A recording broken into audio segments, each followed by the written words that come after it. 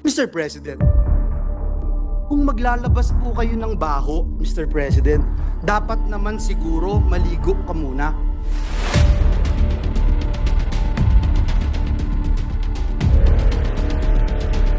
Ang budget ng Pilipinas ay hawak lang ng dalawang tao. Hawak lang siya ni Congressman Zaldico at ni Congressman Martin Romualdez. Yan ang katotohanan. Ang halimbawa ko dito, sa DepEd muna tayo. Makikita ninyo sa budget proposal na approved ng Office of the President, 5 billion yon. Pero nung lumabas yung GAA o yung budget approved noong 2023, naging 15 billion siya.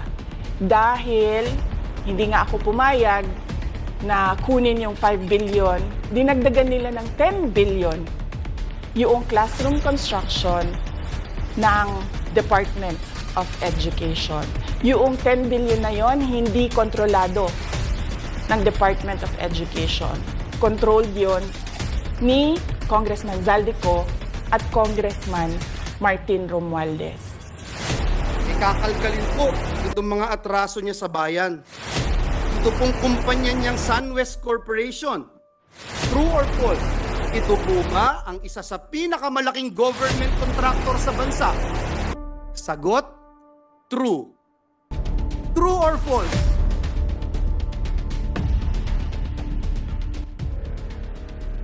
Ang korporasyon po ba niyang SunWest Corporation ay kasama dito sa kontrobersyal na Pharmally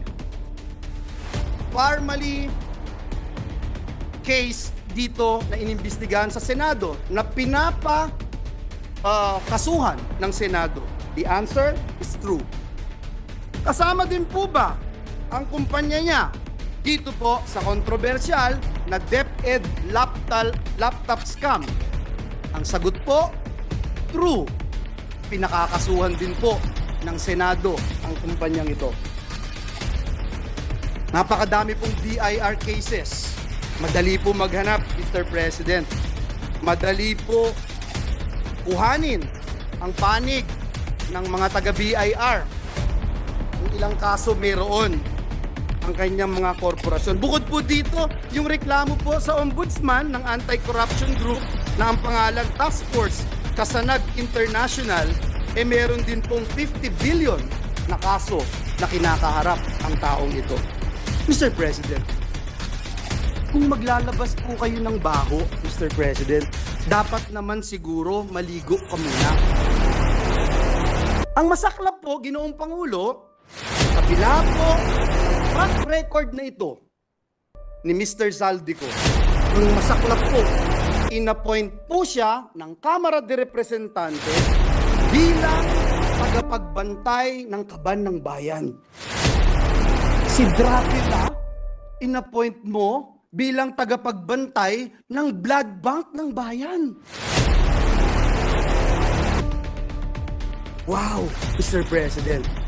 Kailan sa kasaysayan ng bayan natin nangyari ang ganitong pagkakataon na isang big-time contractor ang hahawak sa kaban ng bayan?